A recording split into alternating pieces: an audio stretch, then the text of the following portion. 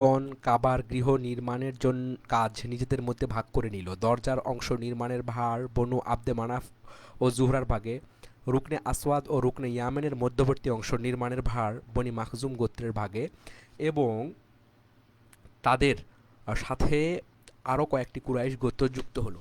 কাবার মেঝে নির্মাণের ভার বনি জুমাহ ও বনি সাহামের ভাগে, আর হাজরে আসওয়াদ সংলগ্ন অংশটি বনি আব্দুদ্দার, বনি কুসাই, বনি আসাদ ইবনে আব্দুল উজ্জা ও বনি আদি ইবনে কাবের ভাগে পড়ল। এবার ভাঙ্গার কাজে হাত দেওয়ার পালা, কিন্তু এ কাজে হাত দিতে প্রত্যেকেই এক অজানা ভয়ে ভীত হয়ে পড়ল। তখন ওয়ালিদ ইবনুল মুগিরা ঘোষণা করল, আমি ভাঙ্গার কাজ শুরু করছি। এই বলে সে কোদাল হাতে নিয়ে জীর্ণ ভবনের এক প্রান্তে দাঁড়িয়ে বলল, হে আল্লাহ, তোমার ধর্ম থেকে আমরা বিচ্যুত হইনি এবং আমরা যা করছি তা সদুদ্দেশ্যেই করছি। তারপর রুকনে ইয়ামানি ও রুকনে আসওয়াদের কোণ থেকে খানিকটা ভেঙে ফেলল। পরবর্তী রাত সবাই উৎকণ্ঠার সাথে কাটালো। সবাই বলল, দেখা যাক ওয়ালিদের ওপর কোনো আপদ আসে কিনা। যদি তেমন কিছু হয় তাহলে ভাঙব না, বরং যেটুকু ভাঙ্গা হয়েছে তা আবার জুড়ে দিয়ে সাবেক অবস্থায় বহাল করব। অন্যথায় বুঝবো আল্লাহ আমাদের উদ্যোগে সন্তুষ্ট, অবশিষ্ট অংশও ভেঙে ফেলব। ওয়ালিদ পরদিন সকালে স্বাভাবিকভাবে আরাধ্য কাজে ফিরে এলো এবং কাবার দেওয়াল ভাঙতে আরম্ভ করলো। তার সাথে অন্যান্য লোকেরাও ভাঙতে লাগলো। এভাবে ইব্রাহিম আলাইসাল্লামের নির্মিত ভিত পর্যন্ত গিয়ে থামল। অতঃপর তারা সবাই উটের পিঠের কুজাকৃতির দুর্লভ সবুজ পাথর সংগ্রহ করতে গেল, যার একটা আরেকটার সাথে লেগে থাকে। কোনো কোনো বর্ণনায় বলা আছে পাথরগুলো বর্ষার ফলকের ন্যায় সবুজ।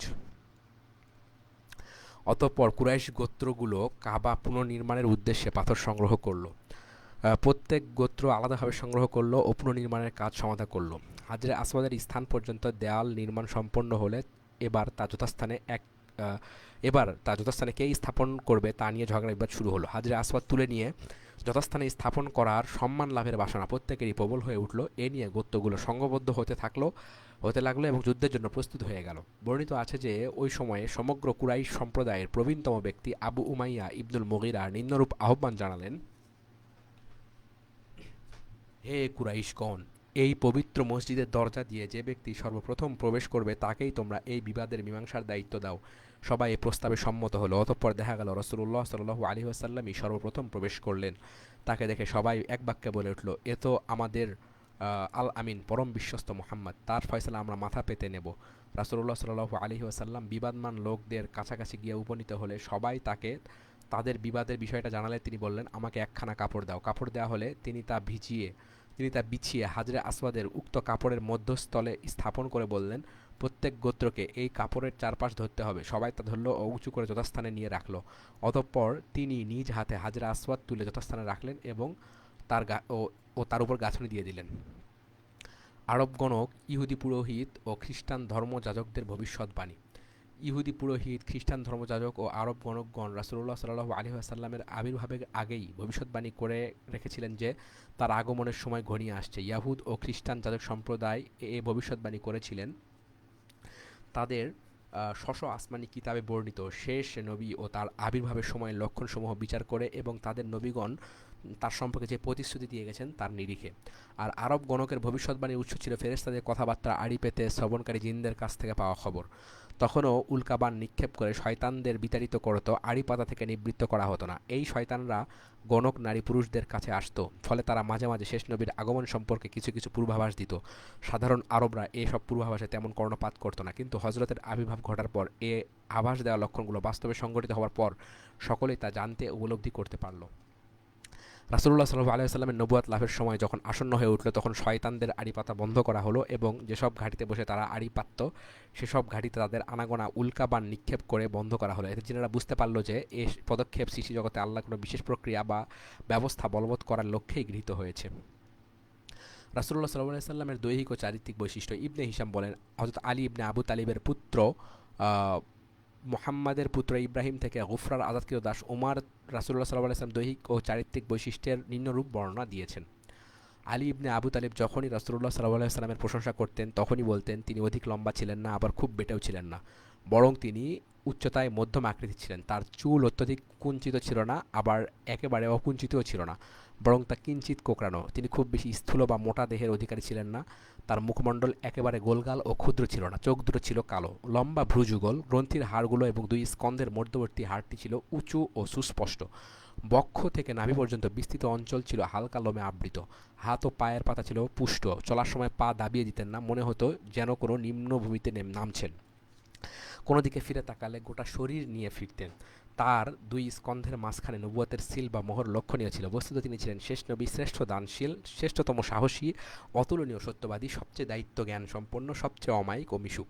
প্রথম নজরে তাকে দেখে সবাই ঘাবড়ে যেত। তার প্রশংসাকারী আলী রাদিয়াল্লাহু আনহু বলেন, তার মতো মানুষ তার আগেও দেখিনি, পরেও দেখিনি। ইনজিলে রাসূলুল্লাহ সাল্লাল্লাহু আলাইহি ওয়াসাল্লাম বিবরণ। ইবনে ইসহাক বলেন, মুহাম্মদ সাল্লাল্লাহু আলাইহি ওয়াসাল্লাম সম্পর্কে ঈসা আলাইহিস সালামের যে বিবরণ ও প্রতিশ্রুতি ঈসার সহচর ইউহান্না কর্তৃক সংকলিত ইনজিলে বর্ণিত হয়েছে এবং যা স্বয়ং ঈসা আল্লাহর তরফ থেকে প্রাপ্ত ওহী অনুসারে লিপিবদ্ধ করিয়েছেন, আমার জানা মতে তা এই: যে ব্যক্তি আমাকে হিংসা ও ঘৃণা করে সে স্বয়ং আল্লাহকে ঘৃণা করে। যেসব কাজ আর কেউ কখনো করেনি তা যদি আমি তোমাদের সামনে করে না দেখাতাম তাহলে তাদের অর্থাৎ অবিশ্বাসীদের কোনো দোষ হতো না। কিন্তু এখন তারা আল্লাহর নিদর্শনকে প্রত্যাখ্যান করেছে। তারা ভেবেছে যে এভাবে তারা আমাকে ও আল্লাহকে পরাজিত করতে পারবে। এসব ঘটেছে এজন্য যাতে খোদাই গ্রন্থের ভবিষ্যৎবাণী পূর্ণ হয়। বস্তুত তারা অন্যায়ভাবে আমাকে ঘৃণা করেছে। মুন হামান্না, যাকে আল্লাহ পাঠাবেন যদি তোমাদের কাছে আসেন, তবে তিনি আমার পক্ষে সাক্ষ্য দেবেন। তিনি আল্লাহর নিকট থেকে আগত পবিত্র আত্মা। আর তোমরাও অবশ্যই আমার পক্ষে সাক্ষ্য দেবে, কারণ প্রথম থেকেই তোমরা আমার সঙ্গে আছো। আমি তোমাদেরকে সমস্ত কথা এজন্য বললাম যাতে তোমরা অভিযোগ করতে না পারো। আচ্ছা, সুরেনি ভাষায় মুনহামান্না অর্থ মোহাম্মদ, আর রোমান ভাষায় এর প্রতিশব্দ হলো বারাক লিটাস। আচ্ছা, এবার 19 নম্বর টিকাটা আমরা দেখব। বাইবেল যোহন 15:23-26 দ্রষ্টব্য। আচ্ছা, ঠিক আছে। আচ্ছা, নবুয়ত লাভ। মুহাম্মদ সাল্লাল্লাহু আলাইহি ওয়াসাল্লামের বয়স যখন 40 বছর হলো, আল্লাহ তাকে সমগ্র বিশ্বজগতের জন্য করুণা স্বরূপ এবং গোটা মানব জাতির জন্য সুসংবাদদাতা করে পাঠালেন। ইতিপূর্বে পৃথিবীতে যত নবী রাসূল এসেছেন তাদের প্রত্যেকের নিকট থেকে আল্লাহ তাআলা এই মর্মে প্রতিশ্রুতি নিয়েছেন যে তারা নাকি নবী সাল্লাল্লাহু আলাইহি ওয়াসাল্লামের উপর ঈমান আনবেন, তাকে সমর্থন করবেন এবং তার বিরোধীদের মোকাবেলায় তাকে সাহায্য করবেন। আর তাদের প্রতি যারা ঈমান আনবে ও সমর্থন জানাবে তাদেরকেও এই দায়িত্ব পালনের নির্দেশ দেবেন। সেই অঙ্গীকার অনুসারে প্রত্যেক নবী নিজ নিজ অনুসারীদেরকে মুহাম্মদ সাল্লাল্লাহু আলাইহি ওয়াসাল্লামকে মেনে নেওয়া ও তার আনুগত্য করার নির্দেশ দিয়েছেন। আয়েশা রাদিয়াল্লাহু আনহা বর্ণনা করেন, আল্লাহ তাআলা যখন রাসূলুল্লাহ সাল্লাল্লাহু আলাইহি ওয়াসাল্লামকে সম্মানিত করতে ও মানবজাতিকে তার দ্বারা অনুগৃহীত করতে মনস্থ করলেন, তখন রাসূলুল্লাহ সাল্লাল্লাহু আলাইহি ওয়াসাল্লাম নবুয়তের অংশ হিসাবে নির্ভুল স্বপ্ন দেখতে থাকেন। তখন তিনি যে স্বপ্নই দেখতেন তা দিবালোকের মতো সত্য হয়ে উঠত। আচ্ছা, ভোরের সূর্যোদয়ের মতোই বাস্তব হয়ে দেখা দিত। এই সময় আল্লাহ তাআলা তাকে নির্জনে অবস্থান করার প্রতি আগ্রহী করে দেন। একাকী নিভৃতে অবস্থান তার কাছে সর্বাধিক পছন্দনীয় হয়ে ওঠে। আব্দুল মালিক ইবনে উবাইদুল্লাহ বর্ণনায় বলেন, আল্লাহ তাআলা যখন রাসূলুল্লাহ সাল্লাল্লাহু আলাইহি ওয়াসাল্লামকে সম্মান ও মর্যাদায় ভূষিত করতে মনস্থ করলেন ও নবুয়তের সূচনা করলেন, তখন তিনি কোনো প্রয়োজনে বাইরে বেরুলে লোকালয় ছেড়ে অনেক দূরে মক্কার পার্বত্য উপত্যকায় ও সমভূমিতে চলে যেতেন। তখন যে কোনো পাথর বা গাছের পাশ দিয়েই অতিক্রম তিনি করতেন, ওই পাথর বা গাছ বলে উঠত, আসসালামু আলাইকা ইয়া রাসূলুল্লাহ, হে আল্লাহর রাসূল, আপনার প্রতি সালাম। একথা শোনা মাত্রই রাসূলুল্লাহ সাল্লাল্লাহু আলাইহি ওয়াসাল্লাম আশেপাশে ও ডানে বামে পিছনে ফিরে তাকাতেন, কিন্তু গাছ বা পাথর ইত্যাদি ছাড়া আর কিছুই দেখতে পেতেন না। কিছুদিন কেটে গেল, রাসূলুল্লাহ সাল্লাল্লাহু আলাইহি ওয়াসাল্লাম এভাবে শুনতেও দেখতে থাকলেন। অতঃপর রমজান মাসে তিনি যখন হেরা গুহায় অবস্থান করছিলেন, মক্কা থেকে 3 মাইল দূরে হেরা গুহা, তখন তার কাছে আল্লাহর তরফ থেকে পরম সম্মান ও মর্যাদার বাহিনী বহন করে জিবরিল আলাইহিস সালাম এলেন। উবাইদ ইবনে উমাইর থেকে বর্ণিত আছে যে রাসূলুল্লাহ সাল্লাল্লাহু আলাইহি ওয়াসাল্লাম প্রতি বছর 1 মাস হেরা গুহায় কাটাতেন। জাহিলিয়াতের যুগে কুরাইশরাও এই একইভাবে মূর্তি পূজা বাদ দিয়ে নিভৃত তপস্যায় মগ্ন হতো। প্রতি বছর একটা মাস তিনি এভাবেই নির্জনে ইবাদত করে কাটাতেন। উক্ত মাসে তার কাছে যত দরিদ্র লোকই থাকতো তিনি তাদেরকে খাবার দিতেন। 1 মাসের এই নির্জন বাস সমাপ্ত করে রাসূলুল্লাহ সাল্লাল্লাহু আলাইহি ওয়াসাল্লাম নিজের বাড়িতে ফিরে যাবার আগে সর্বপ্রথম কাবা শরীফে প্রবেশ করে 7 বার বা ততোধিকবার তাওয়াফ করতেন এবং এ কাজ করার পরই কেবল বাড়িতে ফিরে আসতেন। অতঃপর আল্লাহ কর্তৃক তাকে পরম সম্মানে ভূষিত করার মাসটি অর্থাৎ নবুয়ত প্রাপ্তির বছরের রমজান মাস সমাগত হলে রাসূলুল্লাহ সাল্লাল্লাহু আলাইহি ওয়াসাল্লাম যথারীতি হেরায় অবস্থানের জন্য রওনা হলেন। অবশেষে সেই মহান রাতটি এলো যে রাতে আল্লাহ তাআলা তাকে রিসালাত দিয়ে গৌরবান্বিত করলেন। এই সময় আল্লাহর নির্দেশে জিবরিল আলাইহিস সালাম তার কাছে আসলেন। রাসূলুল্লাহ সাল্লাল্লাহু আলাইহি ওয়াসাল্লাম বলেন, আমি ঘুমিয়েছিলাম। এই অবস্থায় জিবরিল একখণ্ড রেশমি কাপড় নিয়ে আবির্ভূত হলেন। ওই রেশমি বস্ত্রখণ্ডে কিছু লেখা ছিল। জিবরিল আমাকে বললেন, পড়ুন। আমি বললাম, আমি মা আনা বিকারিন। তখন তিনি আমাকে এমন জোরে আলিঙ্গন করলেন যে আমি ভাবলাম আমি মরে যাচ্ছি। কিছুক্ষণ পর আমাকে ছেড়ে দিয়ে বললেন, পড়ুন। আমি বললাম, মা আনা বিকারিন। তিনি পুনরায় আমাকে সজোরে আলিঙ্গন করলেন। এবারও চাপের প্রচণ্ডতায় আমার মৃত্যুর আশঙ্কা হলো। আবার তিনি ছেড়ে দিলেন এবং বললেন, পড়ুন। আমি বললাম, কি পড়ব? তিনি বললেন, ইকরা বিসমি রাব্বিকা, অর্থাৎ পড়ুন আপনার সেই প্রভুর নামে যিনি সৃষ্টি করেছেন মানুষকে জমাট রক্ত থেকে। পড়ুন আপনার প্রভু সদাশয় অতি, তিনি কলম দ্বারা শিক্ষা দিয়েছেন মানুষকে, সেই সব জিনিস শিক্ষা দিয়েছেন যা সে জানত না। রাসূলুল্লাহ সাল্লাল্লাহু আলাইহি সাল্লাম বলেন, অতঃপর আমি শোনানো আয়াত কয়েকটি পড়লাম। এই পর্যন্ত পড়িয়ে জিবরিল থামলে এবং তারপর চলে গেলেন। এরপর আমি ঘুম থেকে উঠলাম, মনে হলো আমি যেন আমার মানসপটে কিছু লিখে নিয়েছি। এরপর আমি হেরা গুহা থেকে বেরিয়ে এলাম। পর্বতের মধ্যবর্তী এক স্থানে পৌঁছে হঠাৎ উপর থেকে আওয়াজ শুনতে পেলাম, হে মোহাম্মদ, আপনি আল্লাহর রাসূল এবং আমি জিবরিল। আমি উপরে আসমানের দিকে তাকিয়ে দেখলাম জিবরিল একজন মানুষের আকৃতিতে আকাশের দূর দিগন্তে ডানা দুখানা ছড়িয়ে দিয়ে আছেন এবং বলছেন, হে মোহাম্মদ, আপনি আল্লাহর রাসূল এবং আমি জিবরিল। আমি স্তব্ধ হয়ে দাঁড়িয়ে তার দিকে তাকিয়ে রইলাম। আকাশের অন্যান্য প্রান্তে তাকিয়ে দেখি সর্বত্রই তিনি একই আকৃতিতে বিরাজমান। এইরূপ নিশ্চলভাবে দীর্ঘ সময় দাঁড়িয়ে রইলাম। আমি পিছনে সরতে বা সামনে এগুতে সক্ষম হচ্ছিলাম না। এই সময় খাদিজা আমাকে খুঁজতে লোক পাঠালো। মক্কার উঁচু এলাকায় পৌঁছে তারা আবার খাদিজার কাছে ফিরে গেল, অথচ আমি তখনও ওই একই স্থানে দাঁড়িয়েছিলাম। এরপর জিবরিল অদৃশ্য হয়ে গেলেন। আমি আমার পরিবারের কাছে ফিরে আসলাম। খাদিজার কাছে উপনীত হয়ে তার কাছে খুব ঘনিষ্ঠ হয়ে বসলাম। সে বলল, হে আবুল কাসিম, আপনি কোথায় ছিলেন? আমি আপনার খোঁজে লোক পাঠিয়েছিলাম, তারা মক্কার উচ্চভূমিতে আপনাকে খুঁজে ফিরে এসেছে। আমি যা কিছু দেখেছিলাম সব কিছু খাদিজাকে খুলে বললাম। খাদিজা বলল, এই ঘটনাকে আপনি পরম শুভ লক্ষণ হিসেবে গ্রহণ করুন এবং অবিচল থাকুন। যে সত্তার হাতে আমার প্রাণ, তার শপথ করে বলছি, আপনি এ যুগের মানবজাতির জন্য নবী হিসেবে মনোনীত হয়েছেন বলে আমার দৃঢ় বিশ্বাস। অতঃপর খাদিজা কাপড় চোপড়ে আবৃত হয়ে ওয়ারাকা ইবনে নওফলের কাছে গেলেন। ওয়ারাকা ছিলেন খাদিজার চাচাতো ভাই। তিনি খ্রিস্টান ধর্ম গ্রহণ করেছিলেন এবং আসমানি কিতাবের জ্ঞানের সুপণ্ডিত ছিলেন।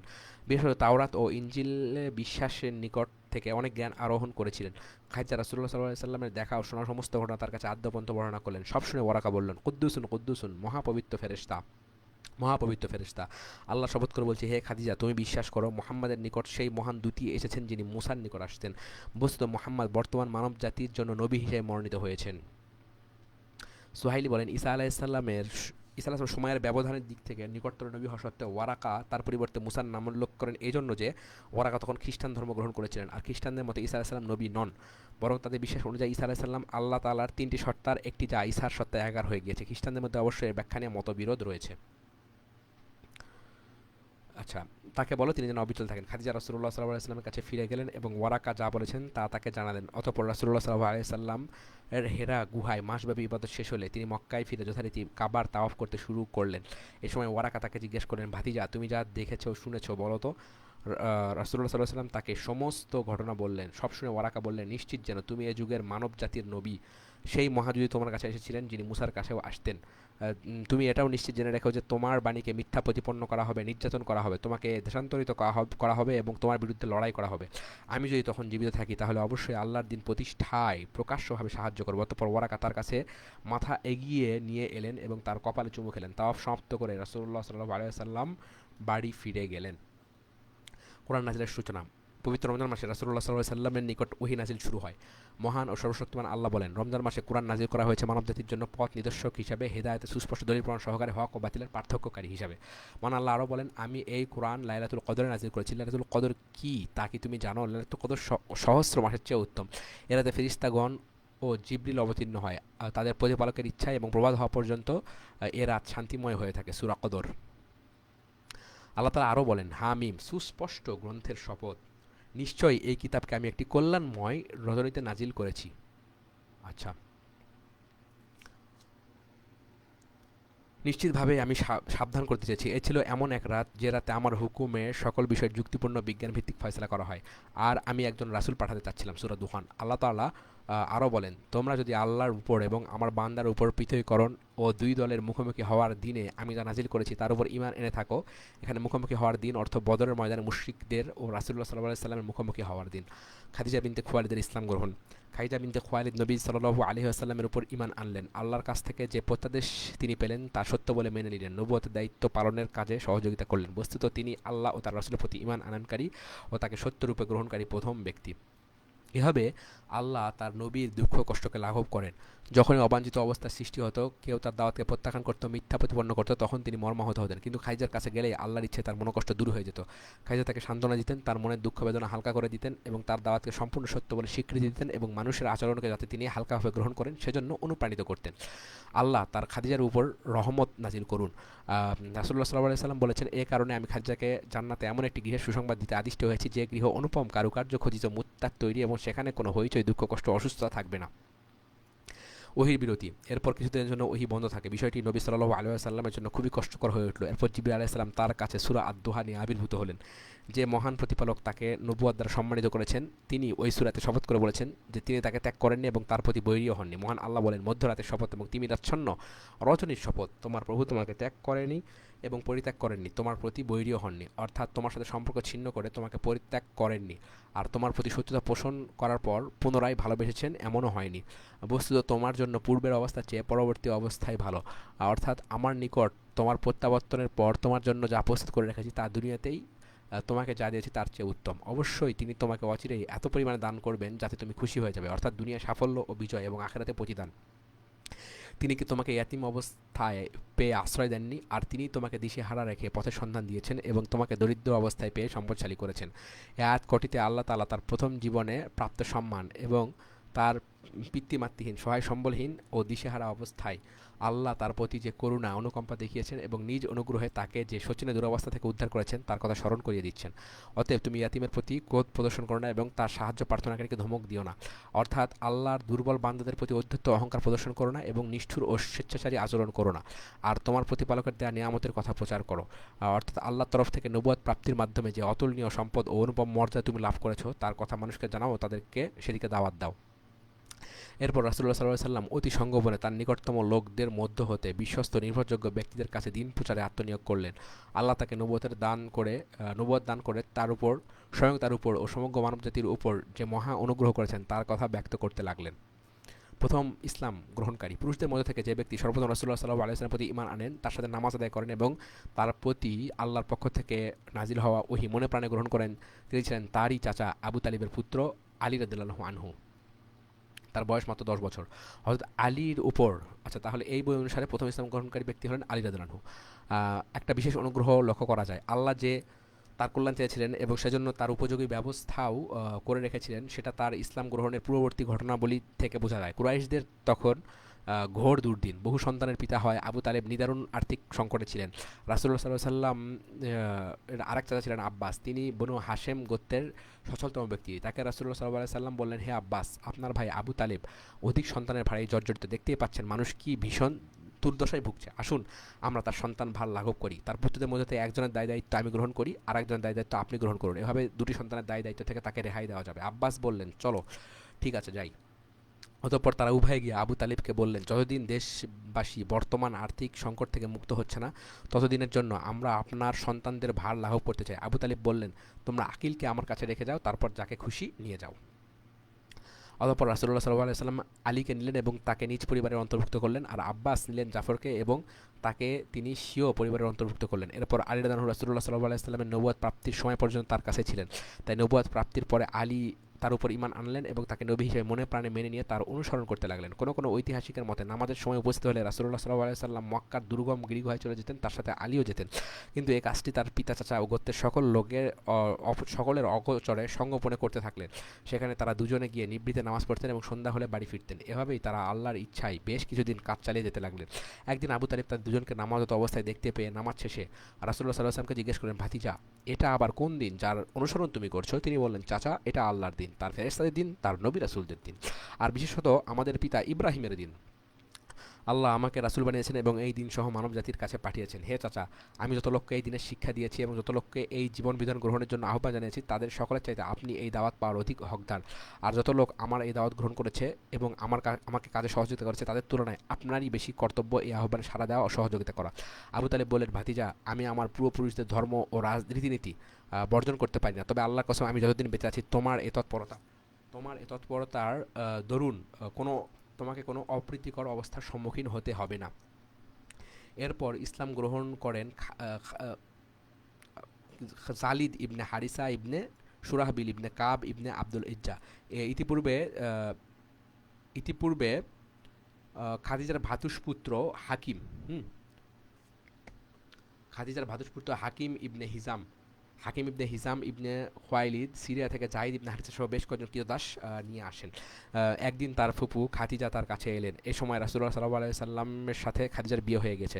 হাকিম বললেন, ফুপু, আপনি এই দাসগুলোর মধ্যে যে কোনো একজনকে পছন্দ করুন। যে ছেলেটি আপনাকে পছন্দ করবেন, যে ছেলেটিকে আপনি পছন্দ করবেন, আমি তাকে দিয়ে দিব গোলাম হিসেবে। তিনি জায়েদকে পছন্দ করে নিয়ে নিলেন। রাসূলুল্লাহ সাল্লাল্লাহু আলাইহি সাল্লাম খাদিজার কাছে জায়েদকে দেখে তাকে পাওয়ার আগ্রহ প্রকাশ করতে খাদিজা রাসূলুল্লাহ সাল্লাল্লাহু আলাইহি সাল্লাম উপহার হিসেবে তাকে দিয়ে দিলেন। রাসূলুল্লাহ সাল্লাল্লাহু আলাইহি সাল্লাম তাকে দাসত্ব শৃঙ্খল থেকে মুক্ত করে পালকপুত্র হিসেবে গ্রহণ করলেন। এটা ছিল নবুয়াত প্রাপ্তির পূর্বের ঘটনা। এরপর ইসলাম গ্রহণ করেন আবু বকর ইবনে আবু কুহাফা। তার আসল নাম আতিক। আবু কুহাফার প্রকৃত নাম ছিল উসমান, মানে তার পিতার, হযরত আবু বকরের পিতার প্রকৃত নাম ছিলেন উসমান। আবু বকর রাদিয়াল্লাহু আনহু ইসলাম গ্রহণ করার পর তা প্রকাশ্যে ঘোষণা করেন এবং আল্লাহ তার রাসূলের প্রতি ঈমান আনার জন্য সকলকে দাওয়াত দিতে শুরু করেন। তিনি ছিলেন তার গোত্রের অত্যন্ত জনপ্রিয়, বন্ধুচ্ছল ও অমায়িক ব্যক্তি। কুরাইশদের মধ্যে থেকে তিনি ছিলেন সবচেয়ে সম্ভ্রান্ত ও তাদের বংশপরিচয় সম্পর্কে সর্বাধিক অবগত। কুরাইশদের ও তাদের ভালোমন্দ, কল্যাণ অকল্যাণ সম্পর্কে তার মতো বিচক্ষণ জ্ঞানী আর কেউ ছিল না। তিনি ছিলেন ব্যবসায়ী, দানশীল ও চরিত্রবান লোক। গোত্রের লোকেরা তার কাছে ভিড় জমাতো। তার অমায়িক মেলামেশা, পাণ্ডিত্য ও ব্যবসায়িক দক্ষতার কারণে অনেকেই তার সাথে বন্ধুত্ব ও সখ্যতা স্থাপন করত। এই জন্য গোত্রের মধ্যে থেকে যারা তার সান্নিধ্যে আসতো ও তার নিকট অত্যন্ত বিশ্বস্ত ছিল, তিনি তাদের কাছে ইসলামের দাওয়াত দিতে লাগলেন। তার দাওয়াতে একে একে ইসলাম গ্রহণ করলেন ওসমান ইবনে আফফান, জুবায়ের ইবনুল আওয়াম, আব্দুর রহমান ইবনে আউফ, সাদ ইবনে আবু ওয়াক্কাস ও তালহা ইবনে উবাইদুল্লাহ। এই পাঁচজন এবং আবু বকর, আলী, জায়েদ, মোট ৮ জনই ছিলেন প্রথম মুসলিম। তারাই প্রথম নামাজ কায়েম করেন ও ইসলামকে মনে প্রাণে গ্রহণ করেন। এরপর আবু উবাইদা ইবনুল জাররাহ, আবু সালামা ইবনুল আব্দুল আসাদ, আরকাম ইবনুল আবুল আরকাম। আরকামের বাড়ি ছিল সাফা পাহাড়ের উপর। এ বাড়িতে রাসূলুল্লাহ সাল্লাল্লাহু আলাইহি সাল্লাম কুরাইশদের ইসলাম দাওয়াত দিতেন। হযরত ওমর রাদিয়াল্লাহু আনহু ইসলাম গ্রহণের মাধ্যমে মুসলমানদের সংখ্যা 40-এ পৌঁছার পূর্ব পর্যন্ত এভাবে গোপনে অবস্থান ও দাওয়াতের কাজ চলতে থাকে। 40 জন পূর্ণ হওয়ার পর তারা জনসম্মুখে আত্মপ্রকাশ করেন। আচ্ছা, ওসমান ইবনে মাজুন, তার দুই ভাই কুদামা ও আব্দুল্লাহ, উবাইদা ইবনে হারেস, সাইদ ইবনে যায়েদ ইবনে আমর ও তার স্ত্রী ওমর ইবনে খাত্তাবের বোন ফাতেমা, আসমা বিনতে আবু বকর ও আয়েশা বিনতে আবু বকর রাদিয়াল্লাহু আনহু। আয়েশা তখন অল্প বয়স্ক বালিকা। খাব্বাব ইবনে আরত, উমাইর ইবনে আবু আক্কাস, আব্দুল্লাহ ইবনে মাসুদ ইবনে কারি, সালিদ ইবনে আমর, আয়াশ ইবনে আবু রবিয়া ও তার স্ত্রী আসমা বিনতে সুলামা, খুনাইস ইবনে হুজাফা, আমের ইবনে রবিয়া, আব্দুল্লাহ ইবনে জাহাশ ও তার ভ্রাতা আবু আহমদ, জাফর ইবনে আবু তালেব ও তার স্ত্রী আসমা বিনতে উমাইস, হাতেব ইবনে হারেস ও তার স্ত্রী ফাতেমা বিনতে মুজাল্লাল, তার ভ্রাতা হুতাব ও তার স্ত্রী ফুকাহা বিনতে ইয়াসার, মামার বিনতে ইবনে হারেস, সাহিব ইবনে উসমান ইবনে মাজুন, মুত্তালিব ইবনে আজহার ও তার স্ত্রী লামরা বিনতে আবু আউফ, নাহাম তথা নাইম ইবনে আবদুল্লাহ, আমির ইবনে ফুহাইরা, খালিদ ইবনে সাইদ ইবনুল আস ও তার স্ত্রী আমিনা বিনতে খালাফ, হাতেব ইবনে আমর, আবু হুজাইফা ইবনে উতবা ইবনে রবিয়া, ওয়াকিদ ইবনে আবদুল্লাহ, বুকাইর ইবনে আব্দে ইয়ালিলের পুত্র খালিদ, আমের, আকেল, ইয়াস, আম্মার ইবনে ইয়াসার, সুহাইব ইবনে সিয়ান রুমি ইসলাম গ্রহণ করেন। আচ্ছা, সুহাইব জন্মগতভাবে আরব। তিনি শৈশবে রোমকদের হাতে বন্দী হন এবং তাদের মাঝেই দাস হিসেবে বড় হন। পরে কালব গোত্রের এক ব্যক্তি তাকে ক্রয় করে। কোন গোত্র? কালব। ক্রয় করে মক্কায় বিক্রয় করে। আবদুল্লাহ ইবনে জুদান তাকে খরিদ করে মুক্ত করেছেন। হাদিসে সুহাইব ইসলাম গ্রহণকারী প্রথম রুমবাসী বলে উল্লেখ করা হয়েছে। আচ্ছা, প্রকাশ্য দাওয়াত। এরপর লোকেরা নারী পুরুষ নির্বিশেষে দলে দলে ইসলাম গ্রহণ করতে শুরু করে। ফলে মক্কা সর্বত্র ইসলামের কথা ছড়িয়ে পড়ে এবং এই বিষয়ে ব্যাপক আলোচনা হতে থাকে। অতঃপর মহান ও সর্বশক্তিমান আল্লাহ তাআলা তার রাসূলকে তার বাণী উচ্চকণ্ঠে প্রচার করার নির্দেশ দেন এবং আল্লাহর দিনের দাওয়াত নিয়ে জনগণের মধ্যে প্রকাশ্যে ঝাঁপিয়ে পড়তে বলেন। নবুয়ত লাভের পর ইসলাম প্রকাশ্য প্রচার শুরু হবার আগে গোপন প্রচার কাজ ৩ বছর ধরে চলে। তখন আল্লাহ নির্দেশ দেন, হে নবী, এখন আপনি উচ্চকণ্ঠে প্রচার শুরু করুন, মুশরিকদের কথার প্রতি ভ্রুক্ষেপ করবে না। তিনি আরও বলেন, হে নবী, আপনি আপনার নিকট আত্মীয়দেরকে সতর্ক করুন আর আপনার অনুসারী মুমিনদের প্রতি অনুকম্পাশীল ও সদয় থাকুন। আর বলুন, আমি প্রকাশ্য সতর্ককারী। রাসূলুল্লাহ সাল্লাল্লাহু আলাইহি সাল্লামের সাহাবাগণ নামাজ পড়ার সময় দুর্গম গিরিগুহায় চলে যেতেন এবং লোকজনের চোখের আড়ালে লুকিয়ে লুকিয়ে নামাজ পড়তেন। একদিন সাদ ইবনে আবু ওয়াক্কাস সহ রাসূলুল্লাহ সাল্লাল্লাহু আলাইহি সাল্লামের সাহাবাদের একটি ক্ষুদ্র দল মক্কার কোনো এক পর্বত গুহায় নামাজ পড়ছেন। এমন সময় মক্কার মুশরিকদের একটি দল সেখানে উপস্থিত হয়। তারা মুমিনদেরকে কঠোরভাবে নিন্দা ও গালিগালাজ করতে থাকে এবং এক পর্যায়ে তারা তাদের উপর হামলা চালিয়ে তাদেরকে হত্যা করতে উদ্যত হয়। সাদ ইবনে আবু ওয়াক্কাস। আচ্ছা,